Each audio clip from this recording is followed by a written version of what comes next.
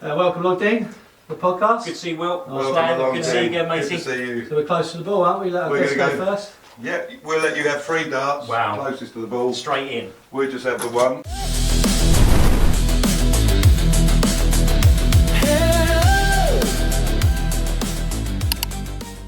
Just make sure we're not forgetting anything. Can we not, when I was having a practice, can we not just have that one? Well, you never know. If we was filming it, you go, oh, hello. Good dart. That's a good dart, Dean. He's using the best darts though, isn't he? And they're going in lovely, look at that. Oh, yeah. So That's pick, brilliant. So, pick the best one. that is the best one. Yeah, that looks like that one. That one there, I think. Good start, Dean. Yeah. Well, it's not bad. You're natural, mate. Oh, hello. Hello. I've got That's, this that's a down, bit mate. better than my one. It's about confidence, dart. So if I'm confident, then I should beat it. Ooh. And you have. Quite close there. Well, I don't know. I think I've. Yeah, I I've think won. you're just about there. yeah, I'm a two, winner, second Dean. is third. I'm a winner. I think so. There you go. Danny. Well, Will, I think you're just... So, even though that was a good start from Dean... I'm already last. It's The all two right, then, Ds. mate. It's all right. Which one's Dean's? That one. Well, I think if I take my surname as well, DWD, I can choose any of these. Yeah, you can. Yeah, you're right. Whatever comes out as the best score, it's Yeah. fine. It's fine. You're going to win no matter what. He was a winner at school, being my captain in the football team. Bless you. Yeah. So, Bless you. Long fantastic. time ago. Yeah, fantastic player, I must say.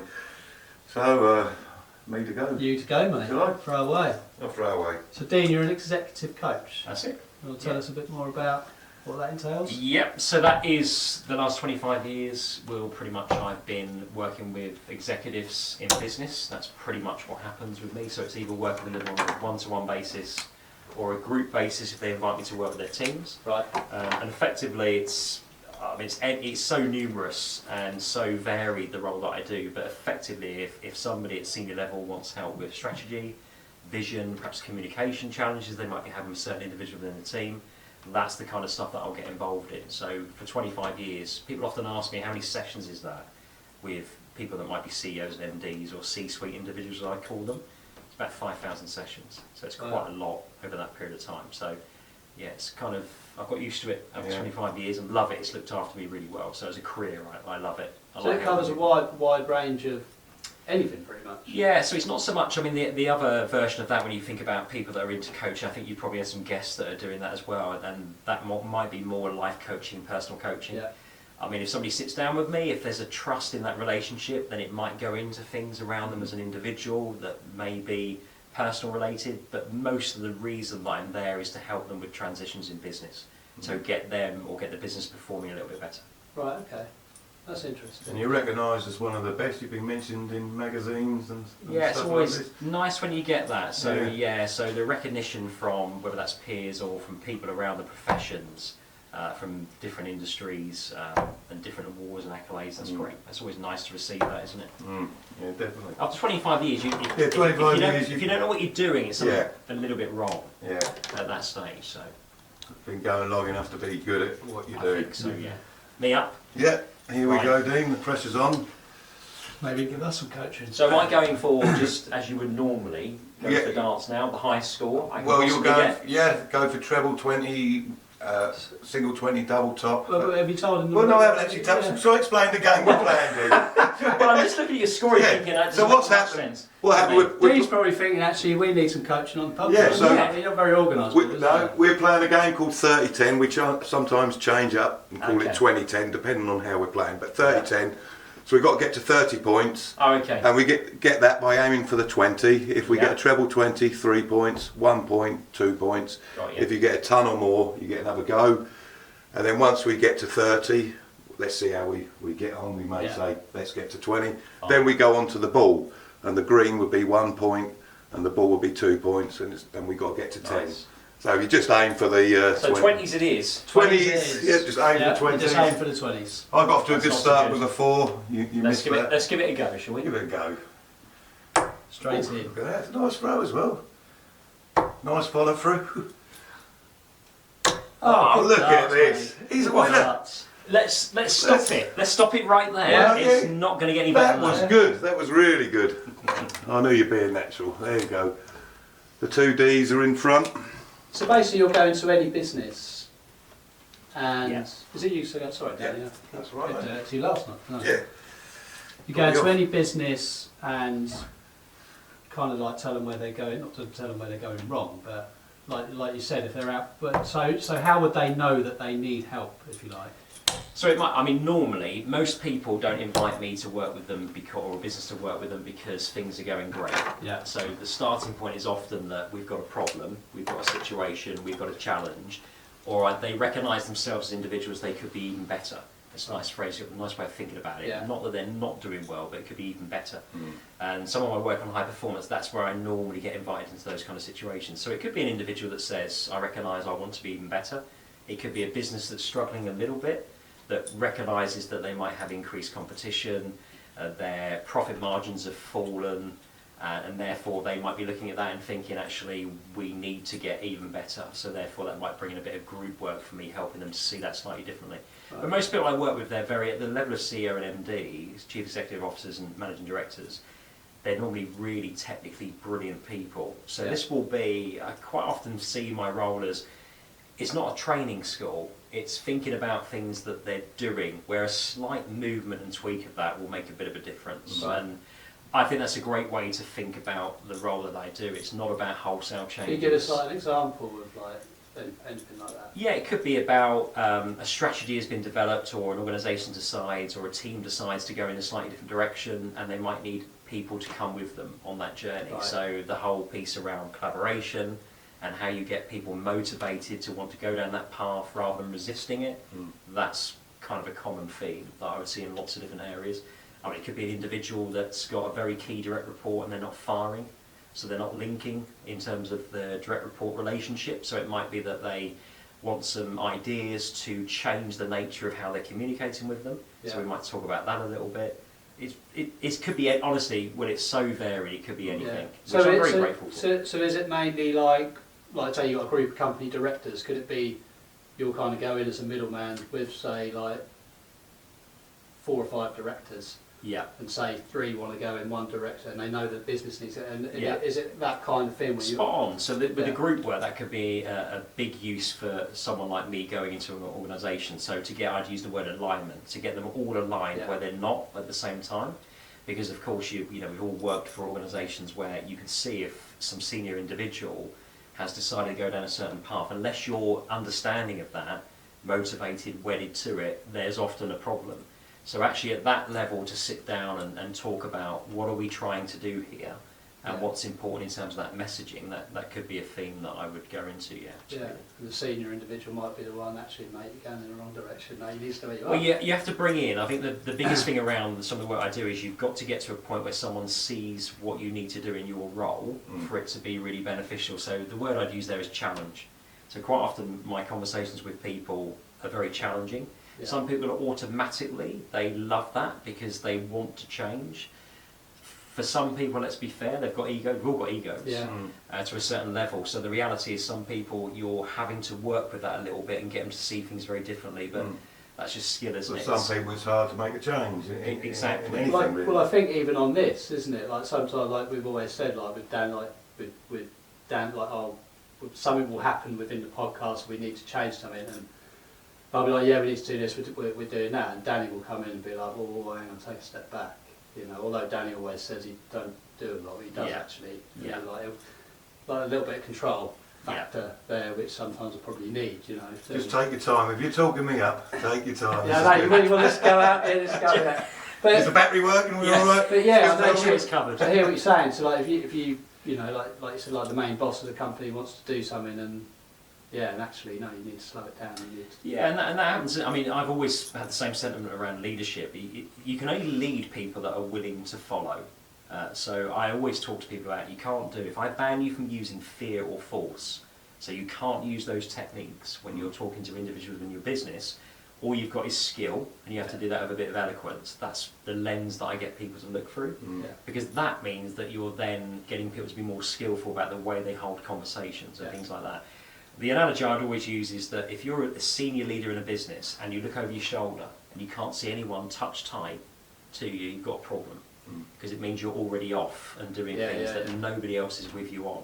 And that's a good way, I think, to look at it, to make sure that if you do that, you can see the people, you can actually hold them, grab them, whatever, you can make sure they're really supportive of you, you're supportive of them as well. So I think that's a good way of looking at it.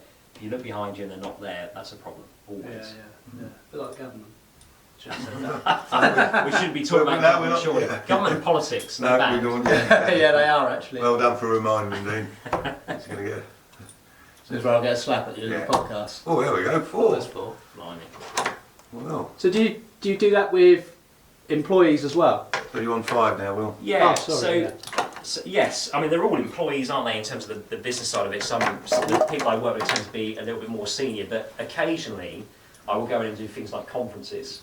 So when you do conferences, you might have, and there could be thousands of people in that room. So I'm used to speak to them for it could be an hour, hour and a half, whatever it is. The theme, if it's like that on a group setting, it's going to be around high performance and what teams do to really excel, and then almost like throw out a challenge and say, as an individual, as part of that team, are you in this space, or is there a way you could be even better? So there's loads of ways you can do that, but yeah, occasionally that's what I'm asked to do as well, which I quite like. I don't, you know, I'm introverted by nature. Yeah. But we can all do that for a period of time. I can perform, but it's not my sweet spot. My sweet spot is sitting down with somebody. I call myself Muck and Bullets coach, which is just a nod towards the fact that when I'm working with people, it's because things aren't quite right, and they recognise that it could be even better. And to get traction and to get that relationship going really well and be beneficial to the individual, so anything matters. It's sometimes a bit of muck and bullets. They're not easy conversations, but I don't worry about it. It must be tough talking in front of hundreds of people at these conferences.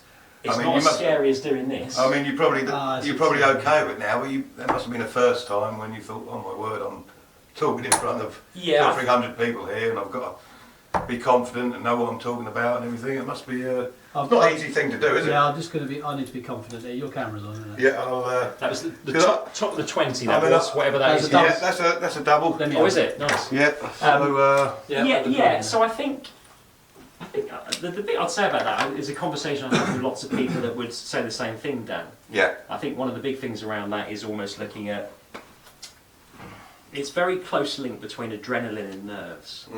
So the adrenaline is the thing that I recognise really quickly. So actually I quite like that because it means I want to do well. To be honest, if I lost that adrenaline kick, I wouldn't do it anymore because it probably means I don't care enough. So I don't worry about that so much. And sometimes I think it's probably quite useful if people are in that space that might even be listening and watching this, just to think about the close correlation between the two. The chemical reaction is often the same. So what you see as nerves or feel as nerves could be you just want to do really, really, really, really well. But I've always said to people when they are up in front of people on stage or in those kind of environments, just focus on your first 60 seconds. Don't think about anything else. If you start thinking about something 20 minutes in, half an hour in, the whole thing becomes very confusing.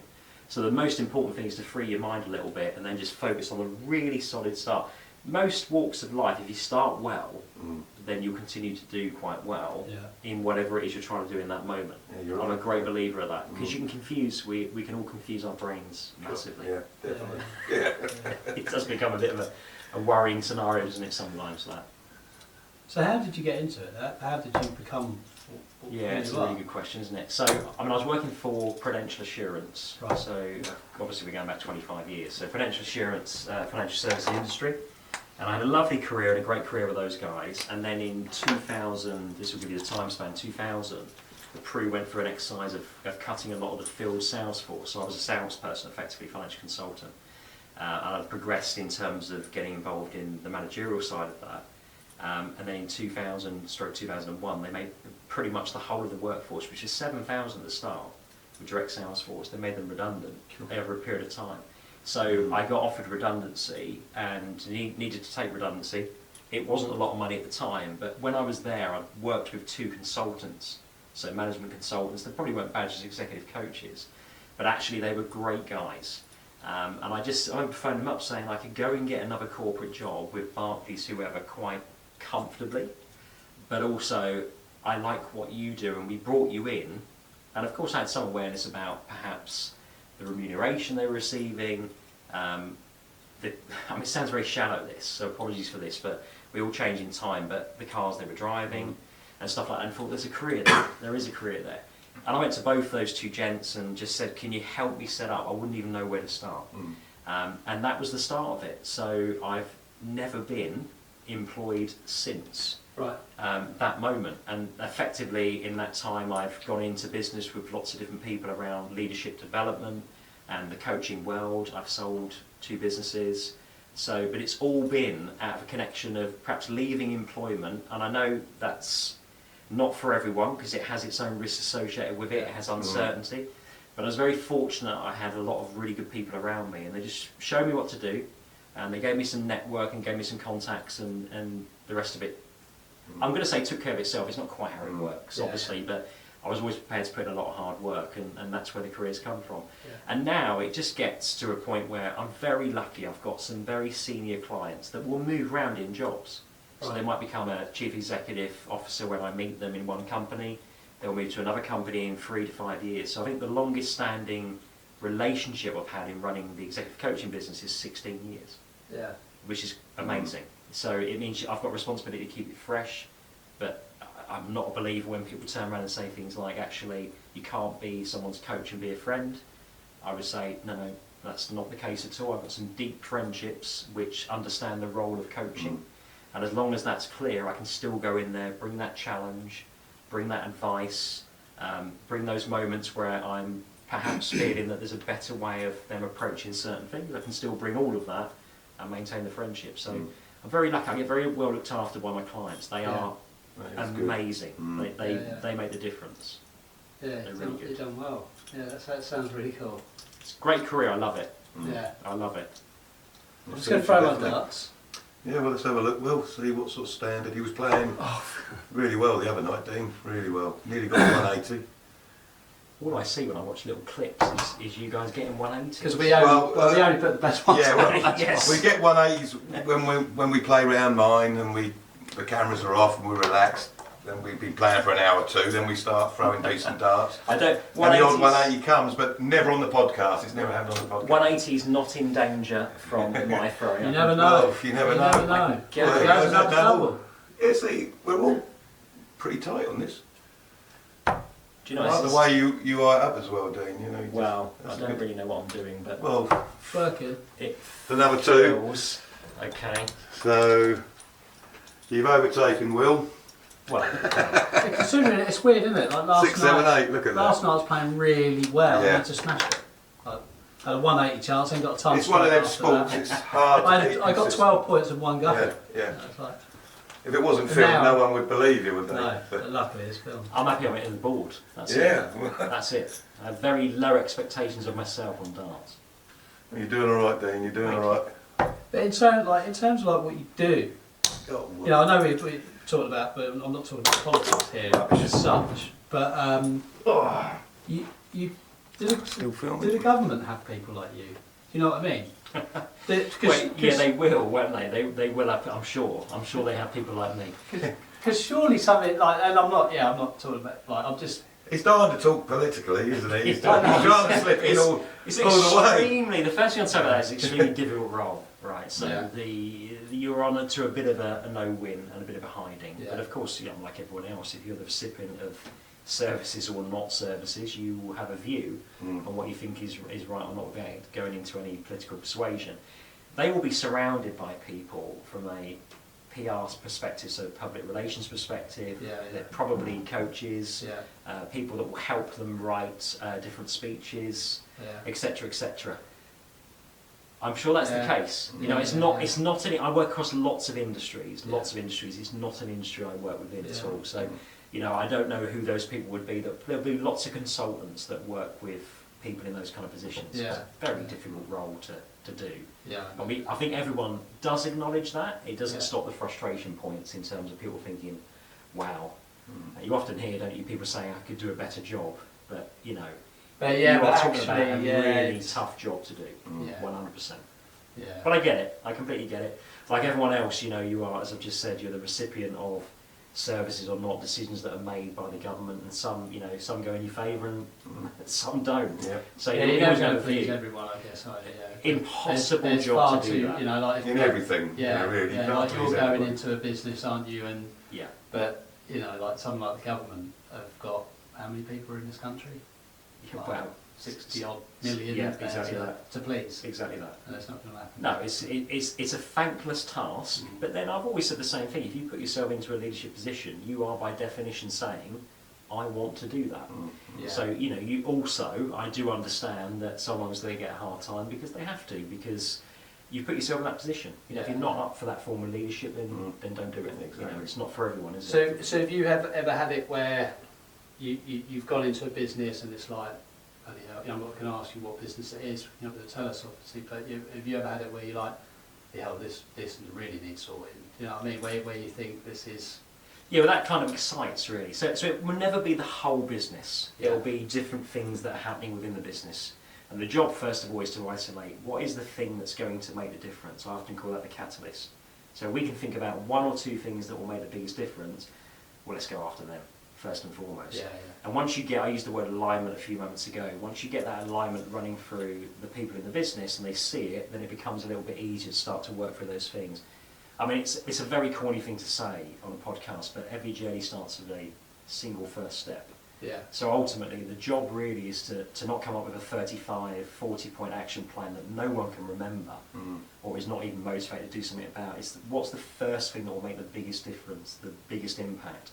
That's the thing to isolate. And once you've done that, if it goes well, to be quite honest, people naturally will look for the next fit and the thing after that. I'm a great believer in momentum.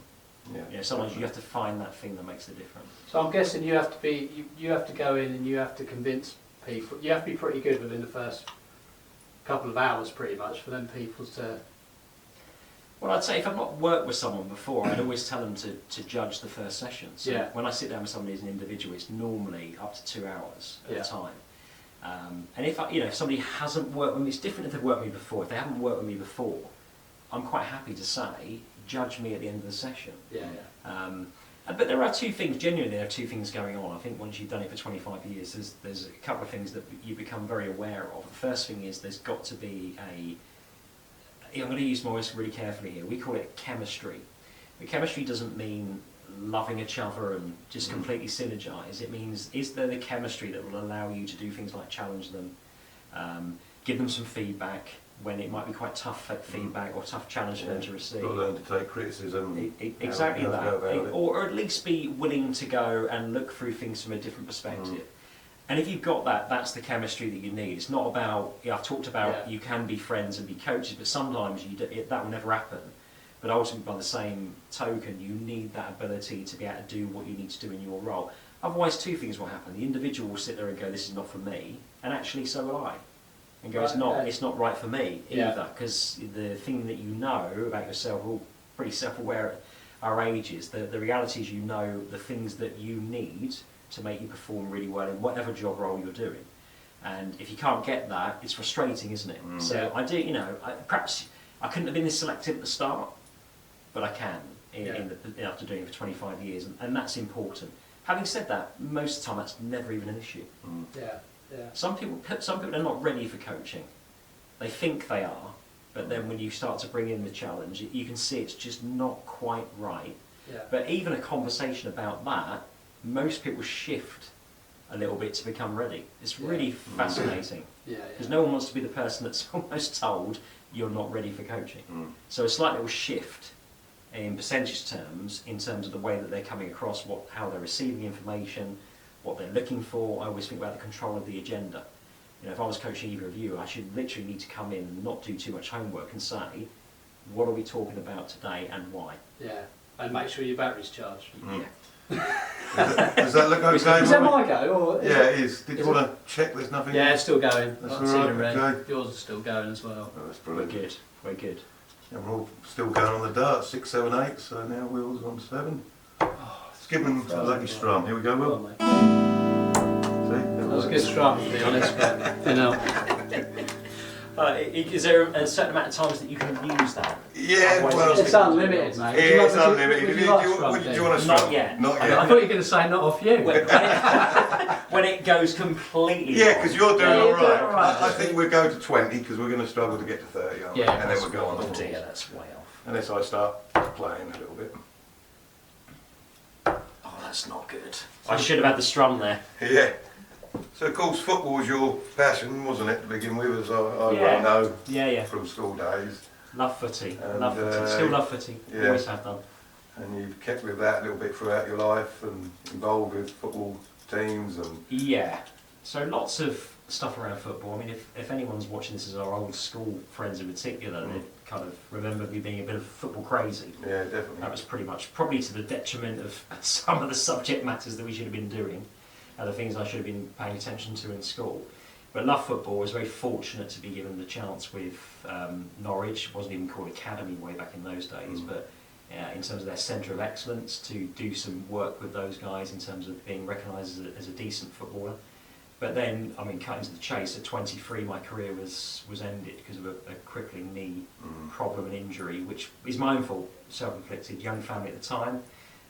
None of this is anyone's fault apart from my own. It's my own very, I was very aware of the decision I was making, but it's led to a lot of problems. I did my ACL, I needed an operation on it, but it was before keyhole surgery. So when I said earlier about being at Prudential before I went into the executive coaching, on that side of it, I was commission only for a period of time with a young family. And when they told me that I couldn't drive a car for 9 months, that just wouldn't have worked. So I just said I won't have the op, and I'll just leave it. And that's probably a very foolish decision, because now bones are fused and ligaments are not there, and all kinds of issues. So I'm pending a knee replacement, which I'm holding up as long as I can. But it did mean at the end of my competitive career in football, that was, or any sport really, was done at 23. Yeah. So, and I think that's quite significant actually saying that, because I've always loved football, but then went into the fan bit because I couldn't play it. Did a little bit of management in terms of teams and coaching. Worked out that wasn't really for me, and then kind of latterly I've got myself back into football again. I've always loved it, and now do various roles in football. Well, I know all about the knee injury. Yeah, that's, yeah, we were talking. Yeah, we were talking about that early on, weren't we? That's one of them things, isn't it? Yeah. Do you like the coaching of the football? Is it something that you get passionate about as well? So I mean, coaching in business and coaching as somebody would do in terms of a team or a football team is a really different thing. So yeah, I was going to ask that. Yeah, it's such a different thing. So I did like it for a little while. I have to say I got more frustrated, Will, than enjoyed it. I think sometimes look, Dan's been very kind. I played football to a decent standard. Good player. But brilliant player. Best player in our school team, I would have said at the time. That's why he was. He has said this before, so he's very composed on the ball. But he's being very, very kind, but I wasn't. Look, there's far better players around, even in competing teams that were against at the time. So I think for me, going into coaching when you were going to football, I just went into it with a lot of frustration. I felt a little bit, if I'm honest, I felt a little bit hard done by at 23, with career short. Yeah. So that stayed with me for probably longer than I've ever admitted before, so thanks for bringing that, and genuinely thanks for bringing that up. It's quite cathartic to talk through these things. But actually going into coaching, I didn't enjoy it as much as I thought I would, because deep down, I was coaching adult teams. Deep down, I kind of sat there thinking I want to be playing, and I never really shifted that out of my head for a long period of time. So actually, it became quite a frustration. I don't think I was bad at the coaching management side of it, but I did find it quite frustrating, and didn't do it for very long at all. Was it just frustrating because you couldn't play? Yeah, yeah. So, I think you just recognise, don't you? I mean, when you see at 23 when your career's cut short, but then I've coached people and managed people that were in their 40s and still playing. And that's amazing. That's absolutely amazing. However, when you think about your own career and you internalise that, there's a little bit of resentment. I don't know if that might be too strong, the resentment word, but actually it's aligned to that. It's almost like not fair. So I felt myself going into a bit of a victim mentality, which I didn't really like. So yeah, I kind of stopped that. I then stopped that. Yeah. So you say it's different from the executive coaching? Yeah. I would have guessed it would have been kind of like almost the same in terms of like you're managing people and. I think so coaching for me, if you're putting together a coaching session, for example, someone's waiting to receive that. Yeah. So for example, you're going, we're doing this drill or these drills today, and tactically this is what I want us to focus on. So it's all being led by you as the individual. There's nothing wrong with that. It's the way it works. Yeah. I think with my world, can you imagine a stage where I'd go into a CEO and say, right, today here's what we're talking about. Yeah. The CEO would probably turn around and say, well, actually, Dean, thank you very much, but I'll tell you what we need to be talking about. So the agenda that I mentioned earlier on, it's down to them as individuals, and that's the difference. It's a subtle difference, but I will get my cue from the problems or challenges or opportunities that someone wants to talk about. So it's not the same thing. So I think it's more like it's tutor-led, the coaching, whereas in my world, the executive coaching is responsive to the problem the individual is having and the agenda that they're setting. So there's quite a big difference between the two. Yeah, so they're getting you in to sort out. Yeah. The moment executive coaching, my world becomes like me giving too much tuition, it feels weird. It feels like I'm walking into a room, the individual's waiting for me to talk to them about the then there's a problem, isn't there? A massive problem. 100%. Because if they're waiting for you, then it's like, And also, of course, they will know the business better than I know it. So it's important to go through the questions around what do we need to be talking about and why. That's critical. Absolutely critical. They have to lead that bit. No, I get it. So it would be a lot different. Oh, what's going on with my dog? I think I've infected you in a bad way. We aren't worried about that. He's saved. He's pulled it back out of nowhere. So you're on 10 as well. It's a pretty tight going. So have you gone? You've gone way past 20. No, we're going up to 20. That's so I think the strum is needed because it was a blank the last time, so it wasn't good. Right. There we go. Is that right? I think that's fine. Well, let's find out. No, it's rubbish. Yeah, he's not a very good strummer. So wait a minute. It's the second strum. I'm going to go lower.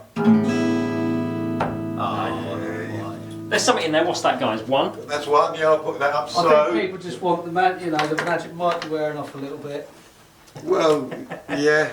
No, don't hold me as the person that is the magic wearing off or not. I don't mean that's. I think we're doing all right. I keep getting in your way. Well, you're trying to put me off, Will. I know what you're trying So to do do. you feel pressure when you go into these businesses? Because obviously it sounds like you're dealing with multi-million-pound businesses. Sometimes, yeah. Sometimes not. Do you ever doubt yourself? Do you ever like we all doubt ourselves, don't we? I mean, we doubt this quite a lot. But do you ever think, because obviously you're very, very confident in what you do. You're a nice bloke. You seem confident. But are there times where you're like, oh God, I think it's an when you interesting. first started out, maybe. Yeah, 100% when you first start out. So that's interestingly enough, that's a theme that a lot of people will talk to me about. It's probably really interesting for people to hear this. So you're talking about working with senior people. The imposter syndrome that you see, that's the title. Yeah. The imposter syndrome that you see in people at a senior level is very pronounced. The thing is, most people don't get to see it. But if you think about the environment, the door is shut, whatever the environment is we're in, two people talking, and executive coaching works when you've got people feeling very much there's a trusting environment, they can speak about whatever they want to speak about. And that's when you start to see things like imposter syndrome. Yeah. They wouldn't badge that at all, many of them, across their business, but I get to see that quite a lot. I'd always say to someone, and say this to myself, so it becomes easier when you do something and you're 5,000 sessions in, it becomes a little bit easier. But I've talked about still feeling adrenaline, so it's important for me to do well. I don't want to miss out on a session and for them to misfire. We will have good days and bad days, but I want to control that the best I can. But I'd say to somebody who recognises they've got imposter syndrome that actually it's a good thing that you've got it. That's where it starts from. Yeah. And the reason for that is because guess what? It means that you're not arrogant. Yeah. And it means that actually what you want to do is you want to recognise that there are levels, there are standards, and you could be better than what you are. Yeah. The only difficulty with it all is you can't let that last bit I said about you want to be better than what you are, you just can't let that get in the way of your progress. Right. So there's a bit of mind control that's needed there, I think, to get people to think about, okay, it's not a bad thing that I've got it, it means that I care, it means that I recognise I could be even better, but I don't want this to really poleaxe me in terms of my performance. And that's the bit that I work with people on, because you can start to work with your mind in a way to recognise what it is and not get thrown by it in those moments where you have to perform really well, if that makes sense. Yeah. So there is a book called, no commission on this one at all, but what a great guy. Professor Steve Peters has written a book called The Chimp Paradox. I don't know if you've heard of that. No, I haven't heard of that. So anyone that's listening to this who's thinking there's something in what that guy is saying, I'll give all of that glory to that book, The Chimp Paradox, which simply gets us to understand the way that our minds work. And it's the Chimp Paradox, it's about mind management. So how does our mind work? How is it made up? And the title of the book is The Chimp Paradox, but the little bit he's referring to is a chimp that we have in our brains that feeds off emotion, that can be useful if we know how to deal with it, but actually sometimes is not useful or helpful to us at all. Yeah. It froze us. Yeah. It keeps us in a very emotive state. So I won't spoil the listeners, the viewers' own learning experience on that. But if somebody said to me, what's one of the most recommended books that you offer to your clients, that will be in that list. Yeah, yeah. It's a fantastic book.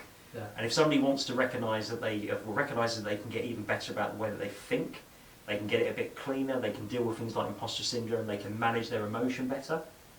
All of the answers to that are within that book. Yeah. It's a great read. So when you say imposter syndrome, it's like feeling that they shouldn't be there, feeling that they don't deserve to be there, or they don't, you know, and they're in charge of something. And sometimes you get the sentiment. Sometimes people, I think that's spot on, Will. But sometimes you get people saying things like, "I'll get found out one day." Yeah. That's more regular. Yeah. So if someone's in a position who ultimately has got themselves into a fantastically senior position, and that might be where that thought process comes in. I'll get found out one day. Yeah, yeah. And of course, part of my job is to intercept that, listen to it, and then start to help them piece that together a little bit differently. Just say you're actually here for a reason. Exactly that. You're in this role for a reason. Yeah, yeah. I think the sentiment of people keep themselves on their toes because ultimately they're in a position where they recognise they could be even better than what they are. I don't have a problem with that at all. But it's all about, is it poleaxing your performance? Yeah. Is it causing a problem or is it healthy? Yeah. So does it aid or does it distract you? Because if you feel like that, you're not confident. You're not going to be confident. No, of course not. No, of course not. You're not. Yeah, because if you feel like you shouldn't be here, and you're in Yeah. charge of like a big business, then yeah, you're not going to. And we're getting quite deep here, but I'm a massive advocate, and this has been proven with lots of books and research that's been done. The bit for me is everything starts with thinking. So we all recognise our feelings really quickly, but you don't just feel anything. There's a thought that's happening that's making you feel something. Does that make sense? Mm. If it's not a physical thing, it's the thought process that you're having. And I think that's really quite enlightening once you understand that, because then you think, okay, so the bit I need to understand and recognise is how am I thinking about a certain situation, because if I can change that bit, everything else changes. It's the same as overthinking a little bit. Yeah, yeah, definitely that. Which we overthink, don't we? But we're both guilty of that. Yeah. Well, I think we all do, don't we? At times. I mean, I don't want people to feel this. You never landed.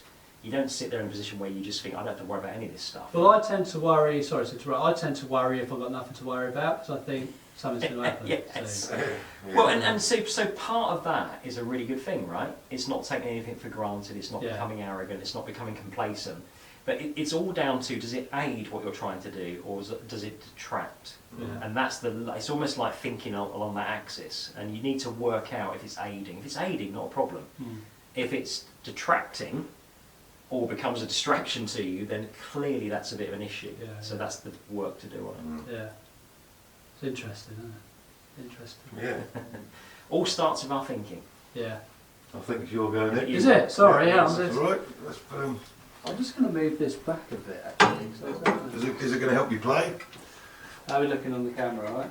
Yeah, I think so. I think we might go to 15 and go. I think we have one round each and then go on the balls. We're at 40 minutes in. Yeah. I can just imagine Ava being here saying you've got 5-10 minutes to go. I don't know how long we've been filming. That's got to be, if that's the case, that's gone very quick. Yeah, wow. Doesn't it? Well, it shows. People do say time goes. Well, I say people. We think time goes quite quickly. We're asking some good questions, obviously.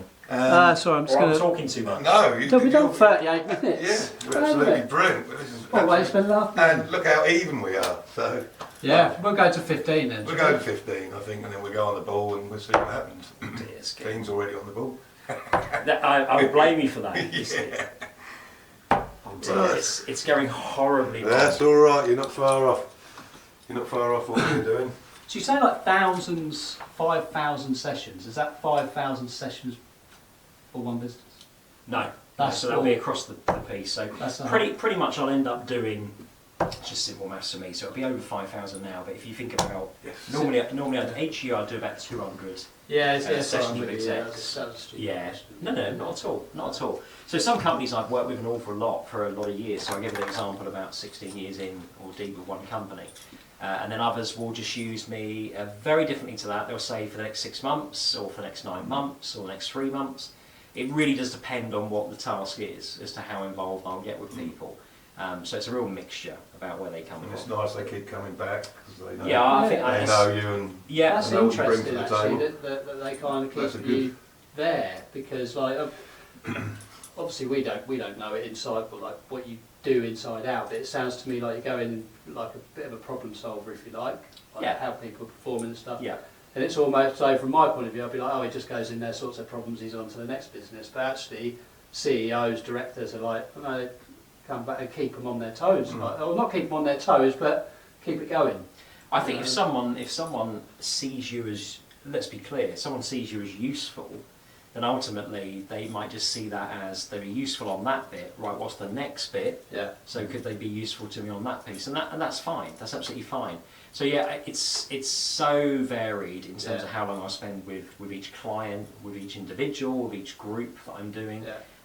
But I love that variety. The variety's great. Yeah. I mean, it doesn't get boring. Yeah.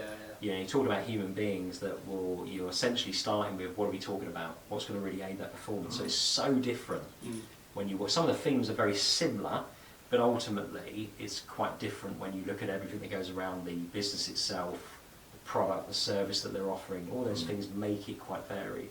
So will you go deep into it, like what you've just said? It's not just the people, actually, it's the product, and will you look at everything in that business? And well, depending what so it could actually be the product and not the people. If you like. Yeah, sometimes if you think about things like, I don't know how familiar this language will be, but fintech companies. So you've got the tech side of something coming into a marketplace, which might be someone that starts off with a couple of people in a business who are thinking about the product they're bringing to market, and it might have a lot of financial investments put behind it. You know, for some of those individuals, I might have a view. I'm not the technical expert about whether that product is right for them at that moment in time. So you can share that, but I mean, effectively, I'm talking about working with some super people that know what they're talking about. So that bit I said earlier on was that little tweaking. You know, if someone needs me to get that involved to the level we've just talked about, that's worrying. Really, that would be very, very worrying. So normally it's just about, if you think about someone that's just a little bit off centre, it's putting them back on centre. Yeah. That's all it is, really. It's not. There's not much more to it than that. Usually for the podcast. You never know, dear. You don't know, dear. Well, we'll start with the question about what do we need to work on and why. What, with the podcast? Yeah. Well, your dart skills. Yeah, dart skills would be Well, I fun. can't, as you can see, I can't help you with that. I can't help you with that. I might be able to help you with other things, but not Yeah, that. dart skills would be the, I don't know, really. Yeah. And would you be able to talk about, you as changing subject a little bit, you was involved with the Football Association, Wheelchair Football Association. Yeah. And So you was the chairman of that. Exactly. So still am until the 1st of August, where you sign up for 3-year terms. So effectively, my 3 years will come to an end on the 1st of August. So that's fairly recently been announced. I just love that. I mean, that's, you know, going back to that story I shared about football being absolutely football crazy. I think if you're not going to be in a position where you can play the game or you can coach and manage it, the next best thing really is around, I know it sounds a bit bland, but I love it. It's all about discipline, structure and governance. It's football administration. So we've taken on the chairperson's role of the Football Association of England. That's been an amazing role. Still, as I say, active in that right now. God, I mean, talk about things. It's been on my note that I released when I gave notice that I was going to go step down as chair. The sense of belonging I've got from that community is just unbelievable. You know, we're talking about people with some severe disabilities that they want to play a version of football, that's their version of football. So ultimately, they haven't got another option about how they play it. So the wheelchair bit, it's not even about having the physical strength, they're powered chairs. So they are battery operated. It's an incredibly expensive sport. But, you know, I'm very fortunate to have inherited some of this and then played my part alongside trustees and the leadership team in growing it to an even greater level. But ultimately, it's just one of the most, you've not seen it see, There's watch it. a lot of skill involved. It's incredible. It's absolutely incredible. It's a 4-on-4 game. How to keep that ball moving yeah. and nick the ball back off someone else, and but when tactics and everything else, and there's a lot of skill, and it's getting that sport out there for everybody to see and get more involved with. 100%. I think that's the main 100%. thing. And we have, from grassroots, people that might be a boy or a girl that might be sitting there thinking, I can't play football because I'm confined to a wheelchair. To give them that dream, that aspiration, say, no, you can. This is the version of football. Yeah. That is such an important thing to be able to do. Seeing the smiles on their faces. Honestly, it's brilliant. And then you've got the different sides of it. So you've got grassroots, which is getting people into the game. But then you've got the elite level. So we have a Premiership, we have a Championship. They've both got 12 teams each. We have an England pathway, so that's where the Football Association link comes in. I've been lucky enough in my time, after I think 6 weeks, I was in Sydney for the World Cup, where we painfully lost on penalties to France. I've been to the Nations Cup in Italy. There is the World Cup again in Buenos Aires, coming up in this October as well. So it's been a fabulous, and still remains a fabulous experience. I love the community. So the community has made me a better person, more empathetic, more understanding.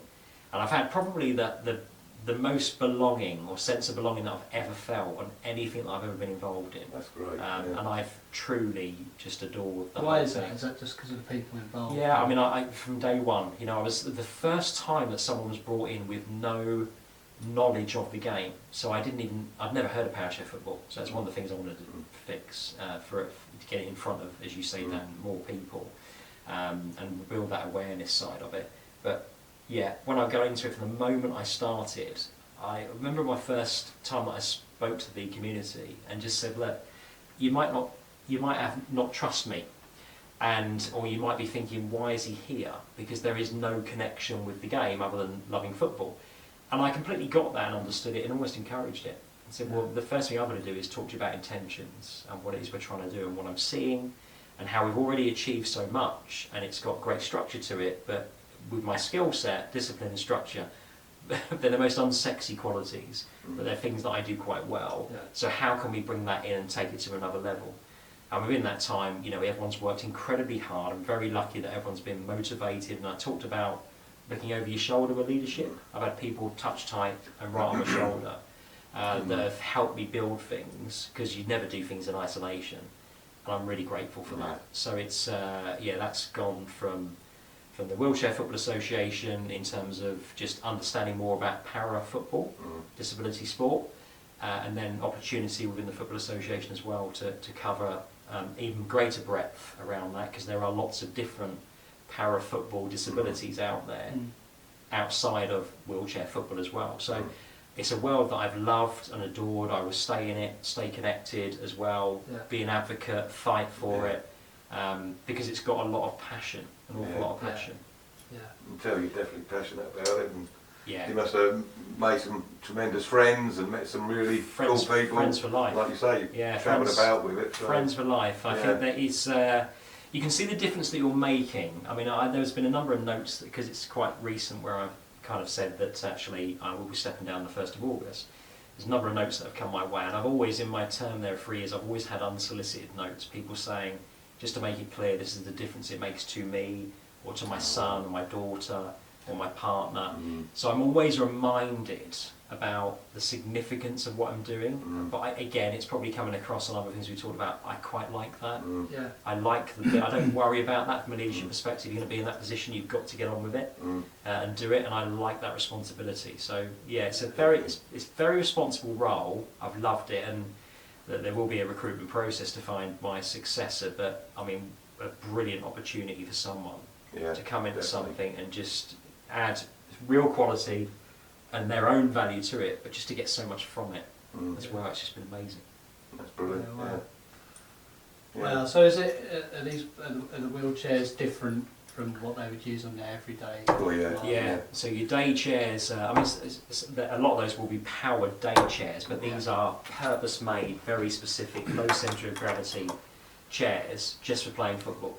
Right. So they have front grille, bumpers, that kind of stuff. So set at a certain speed, So it's quite quick, really. If you watch yeah, on I've YouTube, yeah, 10 kilometres. and there has to be a lot of skill in how you're going to hit the ball and make it go a certain way. So you've got to know a lot about that. Reversing, receiving the ball. There's a lot to it. But some of those chairs, I mean, they are expensive. Yeah. So if you went to the elite level of the game, going into Premiership and the Championship, some of those chairs, if it doesn't need much configuration, and don't forget we're talking about players and athletes that at that elite level, they will have different disabilities. So a base chair, for example, will have a controller on either side of the arms. That would be almost like a bit of base level. There might still need to be some adjustments to it. That's likely to be the case because everyone's very unique. But then you might have someone that needs the controllers in their feet. Yeah. That kind of stuff is very bespoke in terms of the nature of it. Yeah, you've got to build it. Yeah, exactly. So you're talking about, I mean, you could be talking about £16,000, £17,000. Wow. So as I always say to people, it's the most expensive pair of football boots you'll ever see. Yeah. But that's the kit. That is the kit that you need. And then if somebody watches it, you'll see there's lots of quirky bits, but they make perfect sense, right? The ball is bigger. And the reason for that is because you can't have a ball being trapped underneath grills or anything like that. So it's honestly the origins of the sport I love. It's when you talk about the day chairs, the origin of the sport going back 20 plus years ago was very much around, you had your day chair, you cut off a tyre and you spend half of the tyre at the front to create the front bumper. Right, okay. That's how the sport started. Yeah. And now you've got some of the most incredible technology that's used across the sport in so many ways, but particularly around some of the equipment and chairs that they're playing with, and that's where we now are.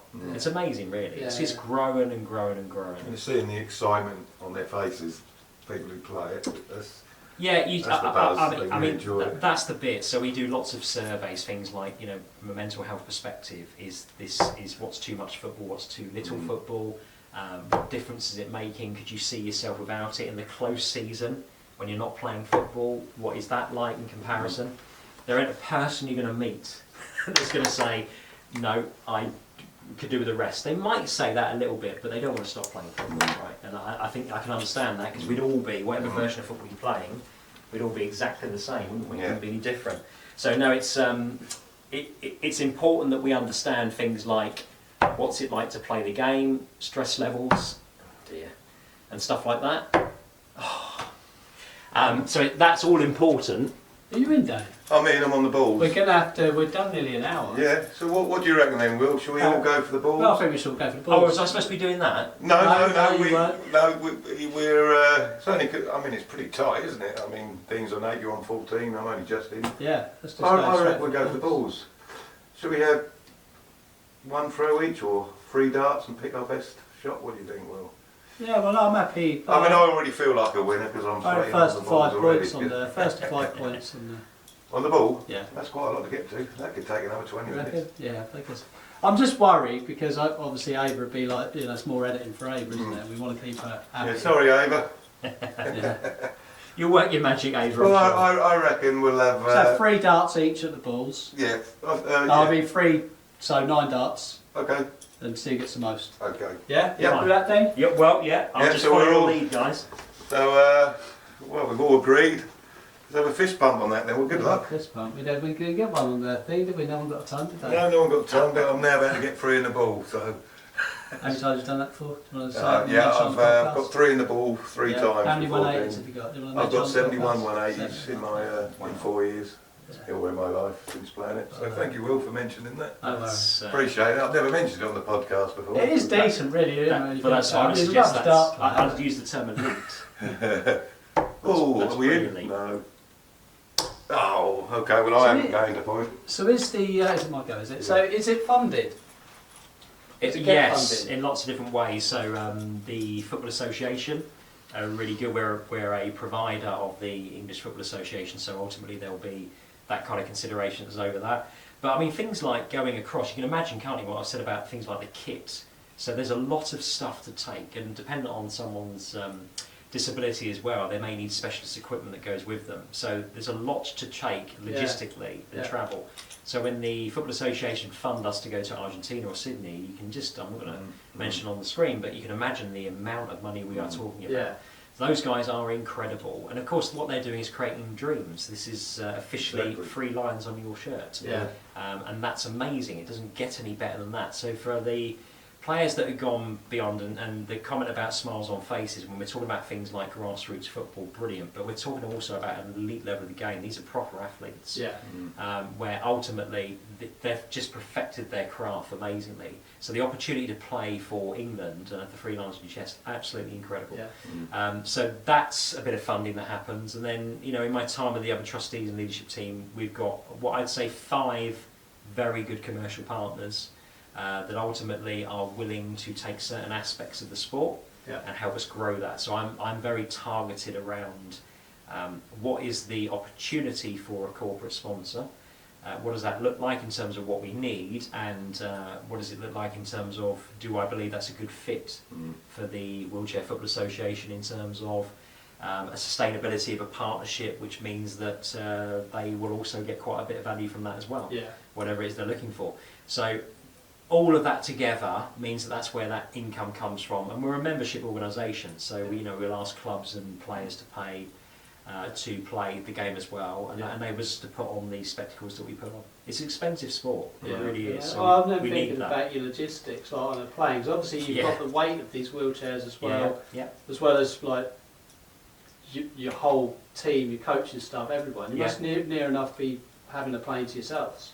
Well, so the squads. So when you play, it's a 4-on-4 game. So 4 players versus 4 players. So the England squad will be 8 players that go. So there's effectively there's the 8, but then you've got the parents, you've got the carers, you might have partners. So they're designated people that will go with the athletes. But then you've got the whole coaching, medical staff that goes with that. It's a lot. It's a lot of people. Going to want to get out there as well. Well, they'll do that on their own cost if they want to do that. But I think from just the entourage of people representing England, and it's the bit that you see when you look at sometimes you look at any version of playing football. You look at the team that's out there playing, and people often don't associate with everyone else that plays a part in that. From a technical perspective, from a medical perspective, coaching, managing perspective. It's a lot, it's an awful lot, but it's needed. It's absolutely needed as well. And then in our sport, like I've said with the parents, the carers, those designated individuals that will support them, it's a lot of people that go out there. So I suppose that really just highlights the point around, and that's an England example, but the whole community thing. You feel like you're a whole tight-knit community that goes out with, let's be honest, with a single goal, which is to try and win the I World can imagine Cup. for the admin, and I imagine that's quite a hard work. Yeah, so the FA team, again, great. They will have a whole dedicated para football team that enables them to look not just on wheelchair football, but look across the whole piece. That's cool. It is really cool, isn't it? Right, go on then, Will. Let's see what we got. It's just not happening for me. I've got a bad shoulder thing. Is that what it is? Yeah. I did mention my bad knee, didn't I? Yeah. Unfortunately. That doesn't help me, does it? Just check where, sorry. So I think so. Dean, have your free throws, and then we'll have 3 throws each, and see who gets the closest. Right. So we're close to the ball. We're doing ball, aren't we? Yeah, we're still doing ball. So. Hello. Yeah, that's good. Oh, hello. So we'll make this. He's been a hustler in all this time. Right. Okay. So it's the only bit that matters. That's fine. Like, Okay, we're leaving this one. We'll make this the last 3 because Dean's got a superb throw there. So that is the one to beat. Not quite in the Basically, centre. we need a ball to beat that, really, don't we? Yeah. And what happened last? Did we get 3? What happened yesterday when I needed a ball to win? Did you win yet? I've got a ball, didn't I? And this is like, so back to the football reference, this is my equivalent right now, of next goal's the winner. Yeah. So regardless of anything else that's happened at this point, if that's the closest, I win. Yeah, you did. Exactly. I love that. But Exactly how it should be. The fact of the matter is... It's a shame the camera stopped recording. Right, I'm going for the ball. Well, good luck to you, Dean, but I think... You've been alright with the ball. Sport is about confidence as well, isn't it? So I'm walking up and feeling confident. Just watch that imposter syndrome there. Yeah, well, I just believe I'm going to hit the ball. Wednesday night's That wasn't quite the ball. Oh, Bad. Come on, Danny. There are a couple of markers there. Okay, Dean, you're winning at the moment. This is a chance Yeah. of glory. Here we go. Oh, Sorry, Will. Just clearing that throat out, it's got to be done, isn't it? do you want to drop your darts on the floor before I... Thank you very much for coming on. Absolute pleasure. Really enjoyed that. I really enjoyed it I too. find you really interesting. Oh, Yeah. thank you. Yeah, and we I'll just take need that. to mention, don't we? Obviously, we got cut short on the filming. Yeah, Dean is the winner. Yeah. Dean won that closest to the ball. Yeah. I was fluffing about, pretending I was going to get a ball, then you were Yeah. taking your time, so we just got cut out on that, didn't we? Yeah, we did. Yeah. But Dean is the winner, so congratulations, Dean. Thank you very much, Dan. And it's really good to see you No, again anyway, it's old been a school friend. Total pleasure. Never here for the darts, was here for the chat. Yeah, so, that's brilliant. ultimately, We're not here for the darts neither. We tried. I we really tried. enjoyed that. Nice I really, one. really enjoyed it. To be crowned winner is just Yeah. all a bit Well, overwhelming. lucky and us winning, mate. You're not here, that's winner, mate. Thank you very Doesn't much. get any better than that. Thank No, you very thank much. you. Thank you for watching. Thank you. Thank you. Brilliant.